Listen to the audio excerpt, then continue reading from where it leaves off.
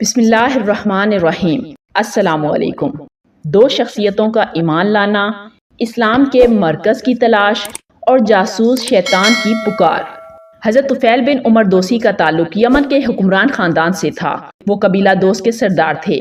شاعری اور دانشمندی کی وجہ سے عرب میں معروف تھے۔ ایک بار مکہ آئے تو اہل مکہ نے آبادی سے باہر جا کر ان کا استقبال کیا اور خوب خاطر تواضع کی۔ طفیل دوسی نے اپنے ایمان لانے کا واقعہ کچھ یوں بیان کیا ہے: مجھے اہل مکہ نے حضور اکرم صلی اللہ علیہ وسلم کے بارے میں بتایا کہ یہ شخص جادوگر ہے۔ اس نے باپ بیٹے، زن شوہر اور بھائی بھائی میں جدائی ڈال دی ہے اور ہمارے اتحاد کو پارا پارا کر دیا ہے۔ ہم نہیں چاہتے کہ تمہاری قوم پر بھی ایسی ہی کوئی مصیبت آئے، لہٰذا ہماری پرزور نصیحت ہے کہ تم اس کے پاس نہ جانا اور اس کی باتیں نہ سننا۔ یہ باتیں ایسی عمدگی سے بیان کی گئیں کہ مجھے ذہن نشیں ہو گئیں اور میں اس قدر محتاط ہو گیا کہ جب کعبہ میں جاتا تو اپنے کانوں میں روئی ٹھونس لیتا تاکہ آپ صلی اللہ علیہ وسلم کا کلام نہ سن سکوں۔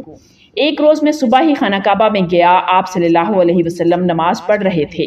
چونکہ اللہ کی یہی مرضی تھی کہ آپ صلی اللہ علیہ وسلم کی آواز میری کانوں تک پہنچے، لہٰذا میں اپنے آپ کو ملامت کرنے لگا اور میں نے کہا کہ میں شاعر اور عالم ہوں، اچھے برے کی تمیز رکھتا ہوں، کیوں نہ آپ صلی اللہ علیہ وسلم کی بات سنوں؟ اچھی بات ہوگی تو تسلیم کروں گا ورنہ مسترد کر دوں گا۔ جب آپ صلی اللہ علیہ وسلم نماز سے فارغ ہو کر گھر جانے لگے تو میں پیچھے پیچھے ہو لیا۔ جب مکان پر حاضر ہوا تو آپ صلی اللہ علیہ وسلم کو پورا احوال بتایا اور اللہ کا کلام سنانے کی درخواست کی۔ آپ صلی اللہ علیہ وسلم نے قرآن پڑھا۔ باخدا میں نے ایسا پاکیزہ کلام کبھی نہ سنا تھا جو اس قدر نیکی اور انصاف کی ہدایت کرتا ہو۔ پس طفیل عمر دوسی اسی وقت ایمان لے آئے اور ان کے ذریعے اسلام کا پیغام یمن تک پہنچ گیا۔ دل بیدار ہو تو قرآن معجزانہ تاثیر رکھتا ہے، بشرط یہ کہ قرآن سمجھ کر پڑھا اور سنا جائے۔ حضرت ابو ذر غفاری یثرب میں رہتے تھے۔ جب انہوں نے حضور اکرم صلی اللہ علیہ وسلم کی رسالت کے بارے میں خبر سنی تو اپنے بھائی انیس کو آپ صلی اللہ علیہ وسلم سے ملاقات کرنے اور اسلام کے بارے میں معلومات حاصل کرنے کے لیے مکہ بھیجا۔ انیس ایک ماہر زبان اور معروف شاعر تھا۔ اس نے آپ صلی اللہ علیہ وسلم سے ملاقات کی اور اپنے بھائی ابو ذر کو بتایا کہ آپ صلی اللہ علیہ وسلم نیکی کرنے اور برائی سے بچنے کا حکم دیتے ہیں، لہٰذا ابو ذر خود مکہ آئے۔ ان کی شناسائی کسی سے نہ تھی اور کسی سے پوچھنا انہوں نے گوارا نہ کیا۔ آب زمزم پی کر خانہ کعبہ میں لیٹ گئے۔ حضرت علی رضی اللہ تعالیٰ عنہ خانہ کعبہ میں آئے تو انہوں نے مسافر ابو ذر غفاری کو دیکھ کر احوال پوچھا اور گھر لے گئے۔ ابو ذر نے اپنا مدعا بیان نہ کیا۔ دوسرے دن شام کو حضرت علی نے ابو ذر کو خانہ کعبہ میں دوبارہ دیکھ کر محسوس کیا کہ مسافر کو ٹھکانہ نہیں ملا اور انہیں اپنے گھر لے گئے۔ حضرت علی نے ابو ذر سے مکہ آمد کا سبب پوچھا تو ابو ذر نے کہا، سنا ہے اس شہر میں ایک شخص نبی ہونے کا دعویٰ دار ہے، میں ان سے ملاقات کرنا چاہتا ہوں۔ حضرت علی رضی اللہ تعالیٰ عنہ ابو ذر کو حضور اکرم کے گھر لے گئے۔ ابو ذر آپ صلی اللہ علیہ وسلم سے ملاقات کر کے اور پرتاثیر گفتگو سن کر ایمان لے آئے۔ وہ ان خانہ کعبہ میں آئے، وہاں پر قریش جمع تھے۔ حضرت ابو ذر غفاری نے بلند آواز میں کلمہ پڑھا تو قریش نے انہیں سخت زد و کوب کیا۔ حضرت عباس رضی اللہ تعالیٰ عنہ نے حضرت ابو ذر غفاری کو پہچان لیا اور قریش سے کہا کہ یہ شخص قبیلہ غفار سے تعلق رکھتا ہے، جہاں تم تجارت کے لیے جاتے ہو اور کھجوریں لاتے ہو۔ اس کے بعد قریش نے انہیں چھوڑ دیا اور حضرت ابو ذر غفاری اپنے شہر واپس چلے گئے۔ معراج کے بعد حضور اکرم صلی اللہ علیہ وسلم نے تبلیغی سرگرمیوں میں اضافہ کر دیا۔ آپ صلی اللہ علیہ وسلم کو ایک محفوظ مرکز کی تلاش تھی جہاں سے آزادی کے ساتھ اسلامی تحریک کا آغاز کیا جا سکے۔ حج کے ایام میں عرب قبائل خصوصی طور پر مدینہ کے شہری حج کے لیے مکہ آتے تھے۔ حضور اکرم صلی اللہ علیہ وسلم ان کو توحید کی دعوت دیتے۔ نبوت کے 11ویں سال ایک روز آپ صلی اللہ علیہ وسلم نے منا کے میدان میں 6 افراد کو حج کی رسوم ادا کرتے دیکھا۔ ان کا تعلق مدینہ کے قبیلہ خزرج سے تھا۔ آپ صلی اللہ علیہ وسلم نے ان کو قرآن سنایا اور توحید کا پیغام دیا۔ وہ سب ایمان لے آئے اور وعدہ کیا کہ مدینہ واپس جا کر اسلام کا پیغام دوسروں کو دیں گے۔ یہ بیعت عقبہ اولا کہلاتی ہے۔ مدینہ کے لوگ یہودیوں کی پیشن گوئیوں سے واقف تھے۔ بیعت عقبہ اولا کے 6 مسلمانوں نے وعدے کے مطابق مدینے میں اسلام کا پیغام ہر گھر میں پہنچایا۔ بیعت عقبہ اولا کے موقع پر حضرت ابوبکر اور حضرت علی بھی آپ صلی اللہ علیہ وسلم کے ہمراہ تھے۔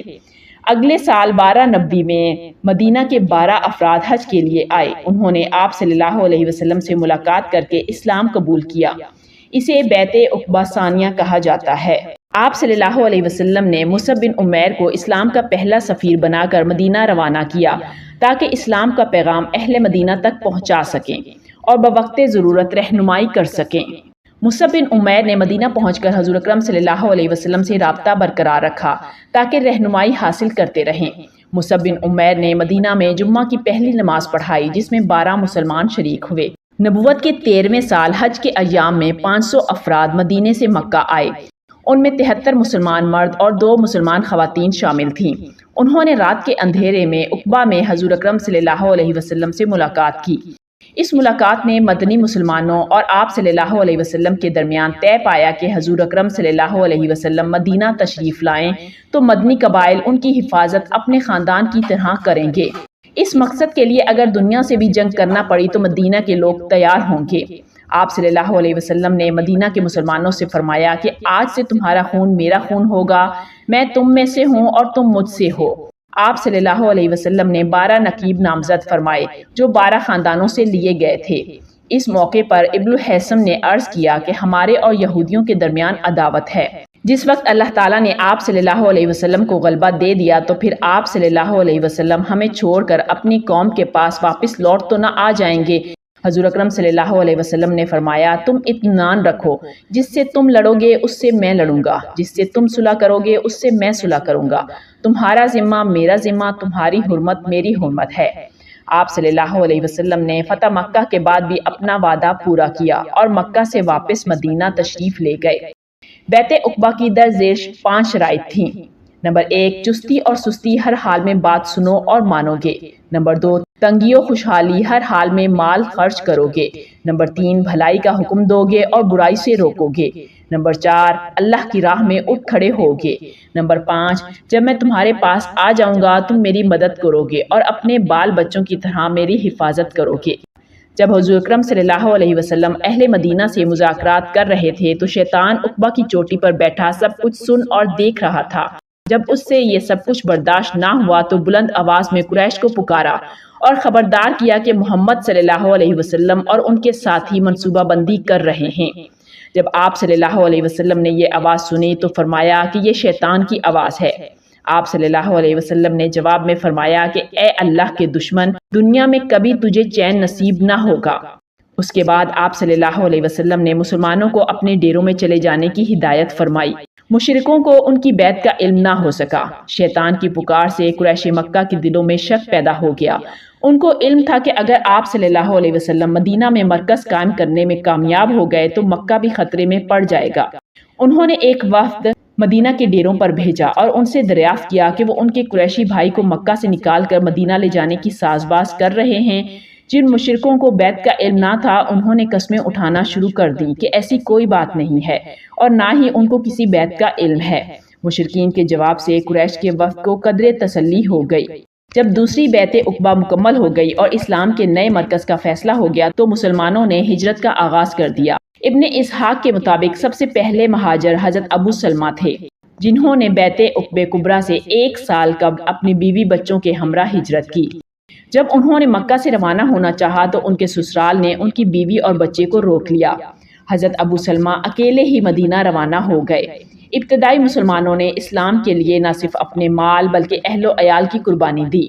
حضرت ابو سلمہ کی بیوی اور بیٹا 1 سال کے بعد ہجرت کر کے مدینہ پہنچ گئے۔ حضرت صہیب نے ہجرت کا ارادہ کیا تو قریش نے ان پر یہ شرط عائد کر دی کہ اگر وہ اپنا مال چھوڑ دیں تو ان کو ہجرت کی اجازت مل سکتی ہے۔ حضرت صہیب نے اسلام کے لیے اپنا مال قربان کر دیا۔ جب حضور اکرم صلی اللہ علیہ وسلم کو علم ہوا تو فرمایا صہیب نے نفع اٹھایا، صہیب نے نفع اٹھایا۔ قرآن پاک میں اللہ تعالیٰ نے ارشاد فرمایا کہ مکہ کے مہاجرین میں ایسے افراد بھی ہیں جنہوں نے اپنے رب کی رضا کے حصول کے لیے مال و دنیا کو چھوڑ دیا۔ ایسے بندوں پر اللہ بہت مہربان ہے۔ قریش ہجرت کرنے والے ہراول دستے کے جذبے کو دیکھ کر پریشان ہو گئے۔ انہیں احساس تھا اگر مدینہ مسلمانوں کا مرکز بن گیا تو ان کی تجارت خطرے میں پڑ جائے گی۔ ان خطرات کے پیش نظر قریش نے مکہ کی پارلیمنٹ دار الندوہ کا اجلاس طلب کیا۔